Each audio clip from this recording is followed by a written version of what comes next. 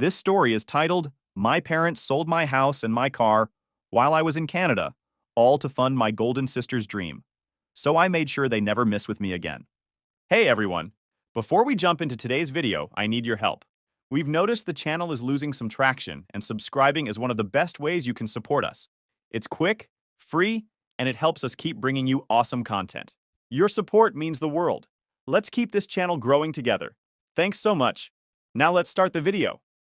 So I, 32 male, never thought I'd be posting something like this. But here we are. FML, I guess. This isn't a story about how my family sold my house. That's just the finale of their greatest hits album of screwing me over. My entire childhood was one long lesson in how little I mattered compared to my sister Amara, 29 female. From day one, the dynamic was crystal clear. Amara was the golden child who could do no wrong, and I was the workhorse who existed to make her life easier. Spoiler alert, nothing's changed except the dollar amounts. When I was 8, my parents got me a bike for my birthday after I'd been begging for months. Nothing fancy, just a regular kid's bike. I rode it exactly twice before Amara decided she wanted it. Despite having her own bike, a nicer one naturally, she threw a screaming fit. My parents' solution? They took my birthday present and gave it to her. Their explanation? She's younger and needs more attention. You're the big brother, you should understand. I got nothing to replace it. That was the first time I remember feeling that sick knot in my stomach when I realized where I stood in the family hierarchy. By the time I was 12, I was getting straight A's while Amara was barely passing classes. My report card? A quick nod. Amara bringing home C's and D's? She's just too creative for standardized education. The system doesn't understand special minds like hers. My parents hired private tutors for her while telling me to figure out my homework on my own because I was naturally smart. The most brutal example came when I was 17. I'd been working double shifts at a local grocery store for months, saving every penny for a laptop I needed for college applications. $1,200. Not a fortune, but it represented countless hours of stocking shelves and dealing with entitled customers. The day after I finally bought it, I came home to find Amara using my laptop. When I protested, my dad actually shoved me against the wall and told me to stop being so goddamn selfish. Amara had spilled coffee on her MacBook, her third one that year, and apparently the only solution was to give her mine. My mom's justification? College is years away for you. Amara needs it for her social media right now.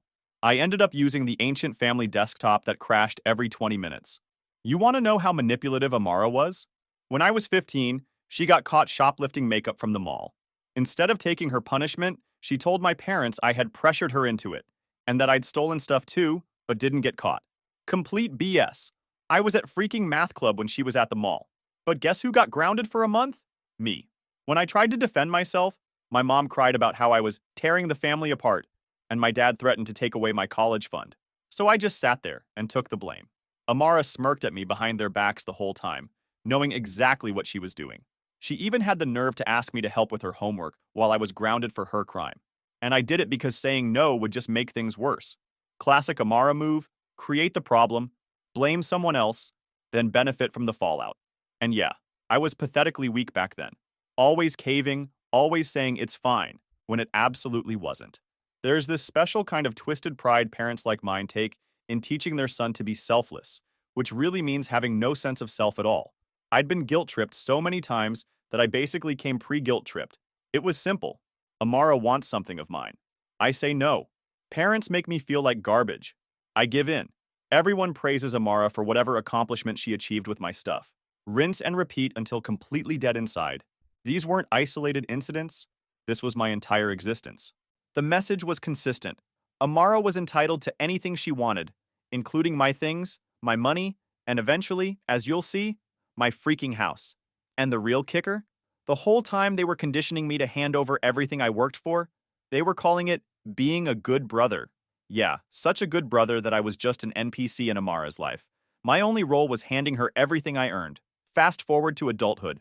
I busted my ass through college, working 30+ hours a week while taking a full course load. No help from my parents except for basic tuition.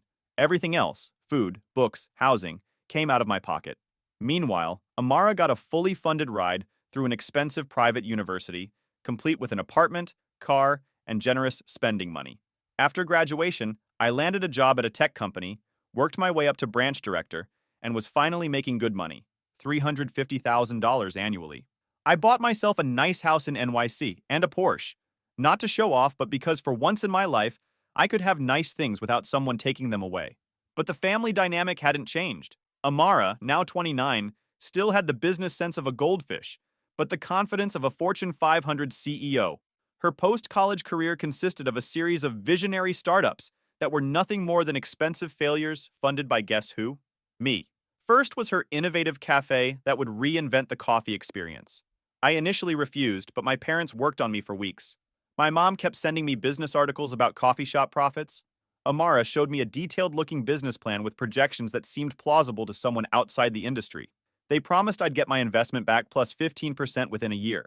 After enough pressure, I reluctantly agreed to invest $25,000, with a signed contract promising repayment. The cafe lasted 9 months before closing due to unexpected market conditions. Translation: Amara never bothered to research the 3 other coffee shops within walking distance. When I brought up the contract, Amara claimed all assets had been liquidated to pay debts, so there was nothing left. My parents suggested I be patient, and that Amara would pay me back when she gets on her feet. That was 4 years ago. Next came her real estate venture. Amara had watched some house flipping shows and decided she was an expert. She found a severely undervalued condo. It was undervalued because it had foundation issues she didn't spot. This time, she came prepared with contractor quotes and market analyses that looked professional. I later found out they were mostly fabricated. My parents insisted this was a sure thing, and that real estate was always a safe investment. After weeks of pressure, I loaned her $40,000, again with a written agreement. 6 months later, the project collapsed when the actual renovation costs tripled her estimate. The property sold at a loss. When I asked about repayment, my mother cried about how Amara was trying her best and how family supports each other through failures. I never saw a penny back. The third time was her fashion boutique. By now, I was firmly against funding any more of Amara's dreams, but my mother went into full manipulation mode. She stopped taking my calls, then started sending me pictures of herself looking thin and exhausted. My dad told me she wasn't sleeping because of worry over Amara's future. When she ended up in the hospital for what they claimed was stress-induced exhaustion, I felt so guilty I finally agreed to loan, not give, Amara $20,000 for inventory, with a strict repayment schedule. The store opened, struggled for a few months, then closed. Amara claimed she couldn't handle the crushing boredom of retail. The next week, she posted Instagram photos from a weekend trip to Miami, using what I'm sure was the last of my investment. When I asked about beginning repayments, she acted offended that I would nickel and dime her while she was dealing with the trauma of business failure. Through all of this, Amara treated me like her personal ATM. No thank yous. No recognition of the sacrifices I was making. Just eye rolls when I asked about returns and snarky comments about how I didn't understand her vision. My parents backed her at every turn, gaslighting me into thinking I was the problem for expecting basic accountability. 6 months ago, my tech company decided to expand into the Canadian market. As one of their top-performing branch directors with a solid track record, I was the lucky candidate selected to set up the new operation in Toronto. Not that I had much choice. You don't say no to these kinds of assignments if you want to keep climbing the corporate ladder. The promotion came with a nice salary bump to $500,000, so I agreed to the 6-month relocation. The work was brutal. 80-hour weeks dealing with local regulations, hiring staff, and setting up operations from scratch. I lived in a depressing corporate apartment, surviving on takeout and 4 hours of sleep. But I got it done. The branch was operational, profitable, and I was finally heading home to my house in New York. The taxi pulled up to my street. First thing I noticed, my Porsche wasn't in its usual spot. Strange, but not immediately alarming. I figured maybe my parents had moved it to the garage or taken it for maintenance while I was gone. Then I got to my front door. Key didn't work. Locks changed. That's when the alarm bell started blaring in my head. I knocked. A woman I'd never seen before answered, giving me that irritated look people reserve for unexpected visitors. "Who the hell are you?" "This is my house," I stated flatly. "WTF? Sweetheart, we've owned this house for almost 5 months. Wrong address." "WTF? 5 months?" I'd only been gone for 6. I wasn't hallucinating. My GPS confirmed I was at the right address. After a brief argument, she brought out the deed showing her name where mine should have been. The sale had been finalized just weeks after I left for Canada. In that moment, everything crystallized. The weekly calls from my parents asking exactly when I'd be back. My mother's overly sweet tone yesterday. "Make sure to take care of yourself, Marcel. Is work too stressful?" Not a single mention that they'd sold my fucking house out from under me. I stood there on my former doorstep, rage building like pressure in a sealed container. This wasn't a mistake. This was deliberate. It hit me like a slap to the face. I didn't bother finishing the conversation with the new owner. I called another taxi and headed straight for my parents' house. Funny how they still had a home while I didn't. I showed up at my parents' place without warning. The second they opened the door, their faces went from fake happy to oh shit mode instantly. Marcel, what a surprise, my mom said, voice all high and weird. We thought you were coming next week. I didn't bother with pleasantries, just pushed past them into the living room. You sold my fucking house. They exchanged this quick look between them. Not confusion, not shock. The look people give each other when they've been caught. Marcel, calm down, my mom said in that patronizing voice I've heard my whole life. It's not what you think. Oh, really? Because I think you sold my house and car behind my back while I was in Canada. So please tell me what I'm missing here. My dad stepped in. We were going to tell you. We just temporarily borrowed against your assets. In a few months, we'll get everything back to you. Borrowed? Are you serious right now? You sold my house. There's a woman living there. Where's my car? They hesitated. Then my dad finally muttered, We sold your house and car to get $800,000 for Amara to invest in stocks. And there it was. I wanted to punch a wall but kept it together. Of course it's for Amara. It's always for fucking Amara. My entire life, everything I own gets handed to her. Every single time. Amara has real potential in the market, my dad snapped. As her brother, you should want to help her succeed. This time, she'll make profit. This time? This time. How many times have we done this shit? How many times have you taken my money for her genius ideas that always fail? Where are all these amazing returns I was promised? My mom jumped in, fake tears already forming. This isn't Amara's fault. She's just had bad luck with her ventures. Bad luck? She's incompetent and you know it. Where is she? I want to talk to her now. She's not here, my dad said too quickly. Call her, right now. As my dad reluctantly pulled out his phone, I laid it out. 1 week. You have 1 fucking week to return my house and car. If you don't, I'm going to the police and taking all of you to court. And this time, I'm not backing down. You're all going to jail. My dad got in my face. You ungrateful piece of shit. After everything we've done for you, this is how you repay us? Done for me? Done for me? Name one thing you've ever done that wasn't for Amara. Just one. My dad stood there, mouth open. Nothing coming out. That's what I thought. Sorry for the confusion. You only have one kid, Amara. I'm just the ATM you hit up whenever she needs cash. Right then, the front door slammed. Amara had arrived. Amara walked in with her stupid designer purse that probably cost more than most people's rent. She did that fake surprise thing when she saw me, like she hadn't been texting with our parents this whole time. Marcel, you're back early. How was Canada? She asked in that fake sweet voice she uses when she wants something. Cut the bullshit, Amara. I know what you did. I was done playing games. Her whole demeanor changed instantly. Oh my God. Are you seriously making a big deal about this? It's just a house. You can buy another one with your salary. Stop being so dramatic. I couldn't believe what I was hearing. Just a house? My house. My car. $800,000 of my money that I worked for. She rolled her eyes like I was some annoying child.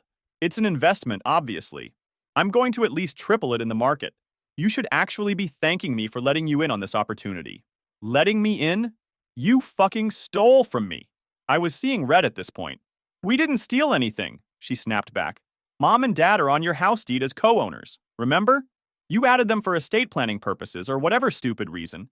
Years ago, I added them to the deed as co-owners for estate planning. Figured it was a harmless formality since I still lived there and paid all the bills. While I owned 60% and they owned 40%, selling the house still required signatures from all owners. That's why they went through the trouble of forging a power of attorney document to legally become me for the transaction and override my ownership rights. That doesn't give anyone the right to sell it without telling me. Amara had the nerve to actually smirk. Actually, legally, it kind of does. That's when it clicked. This wasn't just Mom and Dad's idea. This was your plan all along, wasn't it? They were just helping me like they always do, she shrugged. Like you should be doing too. That's what family is for, to help each other. Unless you're too selfish. Family doesn't fucking steal from each other and call it help? She laughed in my face. Oh, please. It's not like you can't afford it. You make what? $500,000 a year? Stop being such a cheap asshole. This could be my big break. I lost it. Like the cafe was your big break? Or the real estate disaster? Or that boutique that lasted 3 months? How many big breaks and second chances do you need before you admit you're just incompetent? Those weren't my fault, she shouted. The market was bad. My employees sucked. The location was wrong. It's never your fault, is it? Nothing ever is. You failed at literally everything you've tried because you don't actually work. You just expect everyone to hand you success. Amara stepped right up to me. You think you're so much better than me? Just because you got lucky with your boring job? Lucky? I worked 30-hour weeks through college while you were partying on mom and dad's dime. I built my career while you were burning through my money on your bullshit ventures. My mom tried to jump in with some peacekeeping crap, but we both ignored her. Amara jabbed her finger at me. You know what? You're just jealous. You've always been jealous that mom and dad love me more than you. The room went dead silent. Even our parents looked uncomfortable. Wow, I said. At least you finally said the quiet part out loud. I'm not going to apologize for being the favorite, she continued, looking smug as hell. Maybe if you weren't such a miserable, boring person, they'd care about you too. I turned to my parents. You hear this? This is what you created. Amara cut off whatever my dad was about to say. Whatever. What are you going to do about it? Sue your own family? She laughed like it was the funniest joke ever. You don't have the balls. I stared her down. Watch me. Her smirk faltered for a second. You wouldn't. 1 week to return everything or I'm going to the police, and I promise you orange is definitely not your color. She completely lost it. You ungrateful piece of shit! Who the hell do you think you are, after everything we've done for you? Name one thing you've ever done for me, Amara. Just one. She opened her mouth, closed it, then just screamed, Get the fuck out! Gladly! 1 week. As I walked out, I heard her tell our parents, Don't worry about him. He'll never go through with it. He's too weak. Always has been. I slammed the door on my way out. That night in my hotel room, I called Jacob, my lawyer, and one of my only real friends. We went to law school together before I dropped out to pursue tech, and he's been my go-to for legal advice ever since. I explained everything that happened, the house, the car, the confrontation with my family. Jacob didn't interrupt, just took notes and occasionally asked for clarification. After I finished, Jacob explained that this wasn't just a family dispute, but likely fraud. Even with their names on the deed, they couldn't sell the place without my signature. They knew that, which is why they forged it. When I mentioned the stack of papers they had me sign at the airport before leaving for Canada, Jacob's interest immediately peaked. Classic setup. They waited until I was rushing to catch an international flight, presented multiple documents that supposedly were just for home repairs, and buried the real power of attorney papers in the middle. I admitted I barely skimmed them, trusting my family like a complete idiot. Jacob wasted no time. That same night, he started digging. He pulled property records, sale documents, and tracked down the notary who had certified the paperwork. The timeline was damning. My house went on the market just 16 days after I left for Canada. The Porsche was sold to a dealer in New Jersey 3 weeks later. The money from both sales, around $800,000, was transferred directly into a new investment account under Amara's name. My family hadn't even tried to hide their tracks, probably assuming I'd never have the spine to investigate. The most suspicious part was the notarization. Jacob discovered the notary, a guy named Kevin Mercer, had 3 previous complaints for suspicious notarizations in the past year alone. All 3 cases involved family members authorizing sales of property for relatives who were conveniently unable to attend the notarization. 2 complaints were dropped, 1 was settled privately. Red flags everywhere. During discovery, Jacob subpoenaed Amara's phone records. The calls between her and this notary started 2 weeks before I left for Canada. Not my parents, Amara. She had found him, arranged everything, and coordinated the timing. There were also texts between her and my parents, discussing how to present the papers to me and making sure I didn't read too carefully. This wasn't an impulsive decision or a desperate move in a financial emergency. This was a premeditated theft. The next morning, I told Jacob to file the lawsuit. No warnings, no second chances, no family meeting to discuss it. They had their chance to come clean during our confrontation and chose to double down instead. Jacob filed criminal charges for fraud and civil charges for the return of my property plus damages. The papers were served 3 days later. My phone blew up immediately. First my parents calling back to back, then Amara, then extended family. I blocked my parents and Amara but answered my Uncle Stefan's call. He tried the whole, but they're your family guilt trip, so I asked him what he would have done if his father had sold his house and given the money to my dad without telling him. His silence told me everything I needed to know. I explained they were telling everyone it was just a loan that I was overreacting about, and invited him to attend the trial to hear the truth firsthand. A week after they were served, I was leaving my temporary apartment when I spotted my parents' car parked across the street. They had been waiting for me. My mom rushed out crying, my dad following with that stern, "We need to talk" face he always used when laying down the law. Amara stayed in the back seat, just watching. I tried to walk past them to my rental car, but my dad grabbed my arm. He went from angry to pleading, saying they could fix this without courts and lawyers. My mom was sobbing about family loyalty and how I was destroying them. The same manipulation tactics they'd used my entire life. I pulled my arm away and told them the only way to fix this was to return my house, my car, and my money, plus pay for my hotel and legal fees. My dad's face changed instantly. He wasn't there to make things right. He was there to make me drop the lawsuit. When he realized I wasn't backing down, he called me ungrateful, selfish, a disappointment. The usual greatest hits. That's when Amara finally got out of the car. She looked mad, not sad or sorry. She walked right up to me and said they'd found people who would testify that I had gambling problems and had asked them to sell my assets to cover debts. Complete lies, but the kind that could complicate a court case. She smiled when she said it, like she was enjoying this. I just laughed and told her to make sure these witnesses were ready to commit perjury under oath. Then I pointed at the security camera above my apartment entrance that had recorded our entire conversation, including her threat. Her face dropped. I got in my car and left them standing there. The next 2 months were a blur of depositions, evidence gathering, and legal maneuvers. Jacob was ruthless, tracking down every document, every text message, every call log. He found the real estate agent who had listed my house and got her to admit that Amara had told her I was having financial problems and needed to sell quickly.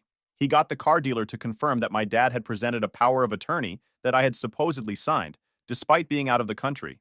And most damning of all, he got the bank records showing Amara had already lost $150,000 of my money on risky stock bets within weeks of getting it. The trial was set for 6 months after filing. Normally, trials like this take even longer, but with the clear evidence of forged documents and the notary already being investigated by authorities for other cases, Jacob managed to get our case prioritized. Those 6 months felt like forever, but were actually lucky timing compared to most fraud cases. 2 months after filing the lawsuit, we finally faced off in court. I sat with Jacob at the plaintiff's table while my parents and Amara were across the aisle with their high-priced lawyer. They all looked way too confident, which worried me for a second. I spotted Uncle Stefan and several other family members in the gallery. Perfect. They needed to see this shit show firsthand. My parents' lawyer stood up first. Some slick guy in an expensive suit who probably charged $800 an hour. He started his opening statement about how my family had done nothing wrong and how I had voluntarily signed a power of attorney, giving them full control over my assets. He even had the nerve to call me ungrateful, suggesting this was just a family dispute blown out of proportion by my vindictiveness. Amara's lawyer tried to keep a straight face as he argued that she was just a passive recipient of family financial planning. He claimed she had no idea how the documents were handled and wasn't involved in any fraud. It was weak. You could tell even he didn't believe it. The judge looked skeptical, but let him finish out of politeness more than anything. Meanwhile, my family sat there looking smug as hell. My mom had that fake sad face she always used when playing the victim. My dad looked stern and righteous like he always did when laying down the law. Amara wasn't even trying to hide her smirk. Then Jacob stood up and dropped the bomb. Your Honor, on October 23, 2021, when the defendants claim my client signed a power of attorney, he was not in the United States. He was in Canada on a 6-month business assignment that began a week earlier. The courtroom got real quiet. Even the judge leaned forward, suddenly interested. The notarized power of attorney is therefore invalid.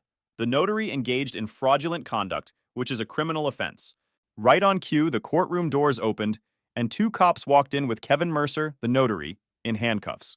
My parents' faces went white. Amara's smirk disappeared instantly. Jacob explained that after we filed the lawsuit, authorities had investigated and found that Mercer had accepted a $20,000 bribe from Amara to falsify the notarization, despite knowing I was out of the country. He presented bank records showing Amara's cash withdrawal the day before the notarization, emails between her and Mercer arranging everything, and the text messages she sent to my parents. Don't worry, I found someone who'll do it. Marcel will never know. By the time he gets back from Canada, everything will be done, and we'll have the money. When questioned by the judge, Mercer admitted everything. He said Amara paid him directly and coordinated the whole thing. He tried to cover his ass by claiming he had called me to verify my identity, and I had mentioned being in Canada during the call. That part was true. He had called me about what he claimed were routine document updates, but never mentioned anything about selling property. He deliberately misled me during that call, asking vague questions that seemed related to my work abroad while actually documenting proof he had spoken to me about the power of attorney. My dad lost it when Mercer pointed the finger at Amara. He yelled something about being the one who paid Mercer, basically admitting to the bribery himself. The judge threatened to hold him in contempt if he didn't shut up. The evidence kept piling up. Jacob showed the real estate listing that went up just 2 weeks after I left for Canada. He presented bank statements showing how the $800,000 from my house and car went straight into a new investment account under Amara's name. He even had screenshots of Amara's trading activity, showing she'd already lost almost $150,000 on risky stock bets within weeks, leaving about $650,000 of my money still in the account by the time we went to court. The courtroom was dead silent by the end. The family members in the gallery looked stunned. My parents looked completely defeated. But Amara? She just looked pissed. Not sorry, not scared, just mad that she got caught. The verdict came down faster than I expected. The judge didn't waste time once he saw the mountain of evidence. My parents were found guilty of financial fraud and document forgery. No surprise there.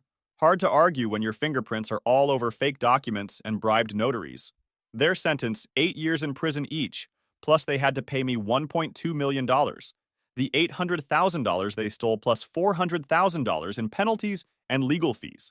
The judge ordered their house and remaining assets seized and liquidated when they couldn't come up with the cash. Turns out they'd spent a chunk of it already on Amara's investments and their own expenses. Guess they thought I'd never find out or never fight back. Whoops. Amara got hit harder than anyone expected. 5 years in prison for fraud, conspiracy, and bribing a notary. The prosecution made a big deal about her text messages, showing she orchestrated the whole thing. The judge clearly didn't appreciate her Marcel will never know attitude.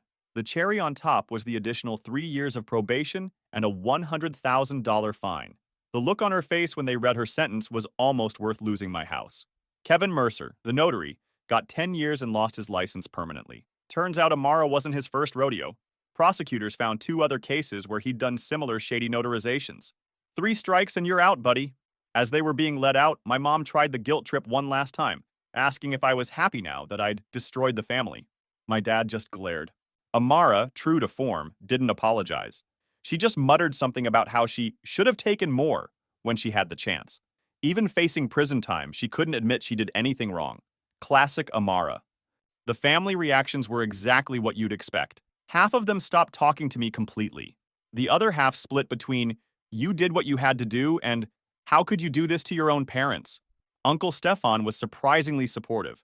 Turns out my parents had borrowed money from him too, and never paid it back. Funny how that works. 3 years later, I'm doing fine. Got a new house with only my name on the deed, lesson learned, and a promotion at work. My parents are still in prison with 5 years left on their sentences. They send the occasional letter that's either asking for forgiveness or blaming me for ruining their retirement, depending on their mood that week. I stopped reading them after the first year. Amara got released early on good behavior after serving 3 years. Last I heard, she's living with some distant cousin and trying to start yet another business venture. Something about artisanal pet accessories or whatever. I'm sure she's found someone else to bankroll it. I don't spend much time thinking about what happened anymore.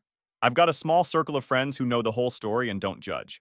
Holidays are quieter, sure, but there's something nice about not dreading family gatherings where I'd inevitably get asked to fund Amara's latest scheme. Do I regret taking them to court? Not for a second. Sometimes blood isn't thicker than water. Sometimes it's just the stuff that gets spilled when someone stabs you in the back. The way I see it, I didn't send my family to jail. They sent themselves there when they decided to commit fraud. I just made sure they faced the consequences like anyone else would. So yeah, I'm that guy who sent his family to prison. But if you got played for $800,000 by people who were supposed to love you, you'd probably do the same thing. Edit 1. Wow. Thanks for the insane support. Didn't expect this to blow up. For everyone asking, yes, I filed both criminal and civil charges. My lawyer, shout out to Jacob, was ruthless, and the evidence was airtight. Edit 2. No, I don't talk to anyone in my family anymore. Not even the cousins who tried to play neutral. You either stood with me or you stood with thieves.